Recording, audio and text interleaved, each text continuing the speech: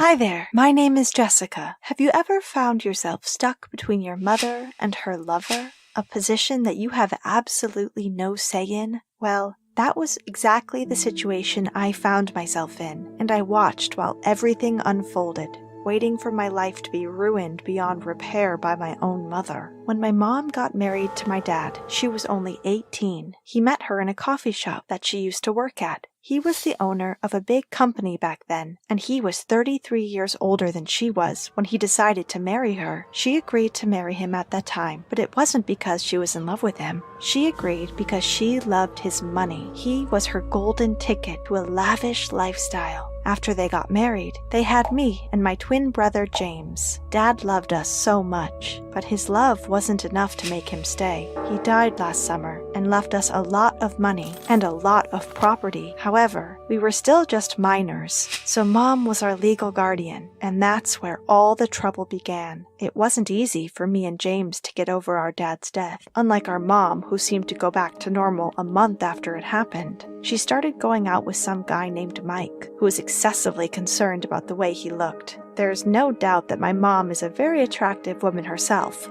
but I knew for sure that Mike wasn't attracted to her, but rather to something else. At first, their dates were normal. I mean, they went to luxurious restaurants and fancy bars, but little by little, I began to notice that there was something that didn't seem right. One day, she invited him to have dinner with us so that he could meet me and James. It was the first time for him to visit our house. From the moment he set foot in our house, his eyes wandered around, taking every single thing in, and he seemed in awe at everything he saw. While we were having dinner, he looked at me and James and said, "You must be some very lucky kids to live in such a lavish house and to have all this money." He pretty much only spoke about money, and there wasn't even a spark between him and my mom. I mean, he barely even looked at her in the eyes. After that date, Mom started to look frustrated every time she spoke to Mike on the phone. I used to hear him scream at her on the phone, even when I was all the way up in my room. And after every argument they had, he always threatened to leave her. Mom was very committed to him and didn't want to lose him. After my dad's death, she thought that there weren't many men who would want to be with her, so she wanted Mike to stay with her no matter the cost. And that was exactly what happened. Mike stayed,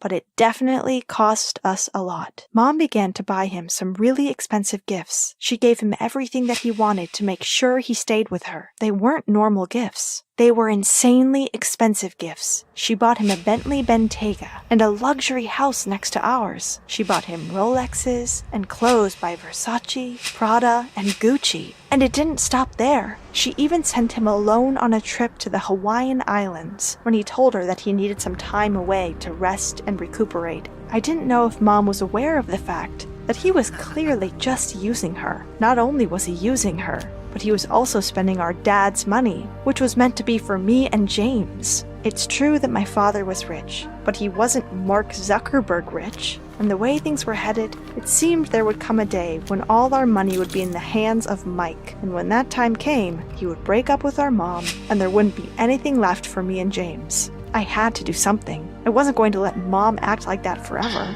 But before I got the chance to take any action, it appeared that God had saved us all. On that vacation that Mike wanted to spend alone in Hawaii, Mom decided to surprise him. So she traveled to Hawaii 2 days later, and you won't believe what she discovered. Well, you might be able to guess. She found out that Mike wasn't taking some time to rest as he said he would be. It turned out that he'd traveled to Hawaii to enjoy a nice vacation with his girlfriend on our money. She caught him cheating, and she came back to us brokenhearted. It was pretty stupid of my mom to fall for someone like Mike, but at least now I can say that she learned a valuable lesson. We definitely lost a fair amount of our dad's fortune that he'd left us, but there was still enough left for me and James to live a good life and to be able to secure our future, and Mom's too. What did you think of my story? Please share your comments, and don't forget to like this video and subscribe to our channel.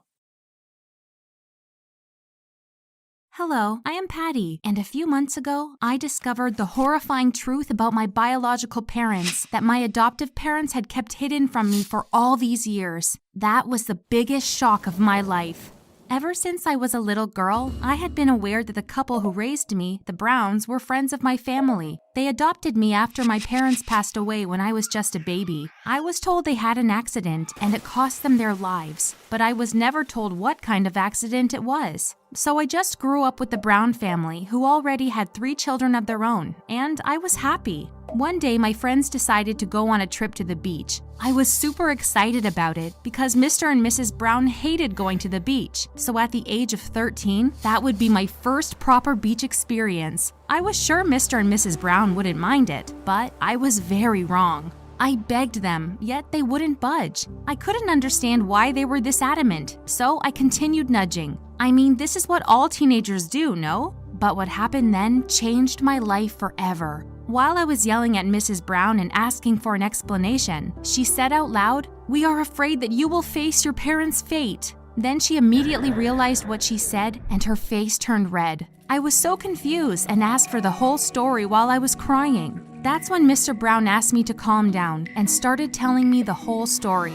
He said that my parents went on fishing trips regularly, and on the day of the accident, they'd seen on the news that a storm might hit the area, so they decided to cancel the trip. However, their friends who were supposed to go with them convinced them that there was no need to worry that much because they'd stay close to land. My parents agreed and left me at our friend's family house with their older children, and the 2 couples went on their trip. However, the trip didn't go to plan. It wasn't a pleasant adventure at all. They lost control of the fishing ship, and it was dragged way out into the ocean by the strong current. Each couple got on one of the rescue boats that were attached to the boat. But unfortunately, one of them was broken, and it was foggy and stormy, so when they started asking for help, their friends on the other boat couldn't reach them or help them in any way. And just like that, the bodies of my parents were found there the next day, and the cause of their death was stated as drowning. As Mr. Brown told me what had happened, I started to cry. I thought about how my parents must have been feeling while they were stuck out there, waiting for help. Help that never came. And then I couldn't stop crying. They must have been so terrified. I then yelled at Mr. Brown and asked, "Who was with my parents on that boat? Who were these people?" Mr. Brown looked at me and then answered in a broken voice, "It was us." I froze. I couldn't grasp any of that. I ran to my room and didn't leave it for days. I didn't want to see or hear anyone. All I wanted was to be by myself and think of my poor parents. Almost half a year has passed since I discovered the truth. Mr. and Mrs. Brown told me over and over again that they tried to save my parents, but couldn't, and that it was their guilt that had kept them from telling me the truth. Over time, my relationship with Mr. and Mrs. Brown has gotten better, but I am still unable to forgive them fully. What do you think of my story? Please share your opinions, and don't forget to like the video and subscribe to our channel. I am Monica. A few days ago, I discovered something shocking in my friend's room. Okay, so I had a friend named John in my piano class who I thought was gay. I enjoyed hanging out with him. One time, Mom came to pick me up from my piano class. John started asking weird questions about her, like, "How old is your mother? Does your father live with you? What does she do for a living?" I answered him, but I was truly confused. Once, John suggested visiting me at home. I thought it might be a good idea. I mean, he was just a friend, right? So I invited him to dinner. There was something in the air that didn't feel right. John and Mom were so engaged in their conversation that it felt like I was nothing but another piece of furniture in the room or something. When the evening was finally over, I thanked God for that. But the story was far from over. John started to regularly visit me at home with and without occasion, and he would engage in exceptionally long conversations with Mom every single time. It was really frustrating. From Mom's side, she thought that John was a little weird, but also that he was a polite kid. The next time he wanted to visit me, I suggested visiting his house instead. He looked uneasy at my suggestion, but he agreed. In his room, I noticed something odd. The walls were covered in posters of old ladies in short skirts. John went outside for a minute to bring us something to eat, and my curiosity pressed me to look into his closet to explore what might be in a gay guy's room. But what I found was nothing short of astonishing. His closet was full of women's panties, and not any panties. They were my mother's. I had absolutely no doubt about it. They were hers. When he returned to the room, I told him I had an urgent matter back home. I apologized and left his place with 1,000 questions in my mind. It couldn't be that my mother left those panties at his place. Mom was madly in love with my dad, and she would never cheat on him, especially not with a boy who was almost the same age as her own daughter.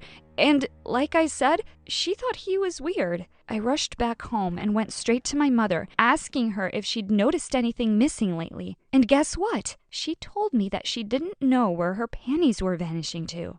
What was going on? Did this mean John liked my mom? It made perfect sense. If John wasn't gay nor attracted to girls my age, it was more than likely that he was into older women, like my mother. That also explained the posters on the walls of his room. How dare he think about my mom in that way? She was my mother, and she was a married woman. He'd used me to get to her. I couldn't control myself, so I went to his house. When he opened the door, his whole family was there, gathered at the table. I didn't care. The only thing I cared about at the time was yelling in his face for what he'd done. I pointed my finger at him and shouted about everything I knew. I concluded with, "I know that you are obsessed with my mother and that you took every chance to get into my house to be close to her." Before I knew it, John was lying on the ground motionless. I'd barely finished my last sentence, and his mom started screaming at the top of her lungs. His dad called an ambulance, which carried him to the hospital. I later learned that John had a breathing condition, and that when I faced him with the truth that he'd carefully hidden from everybody, especially his parents, he couldn't stand it and passed out.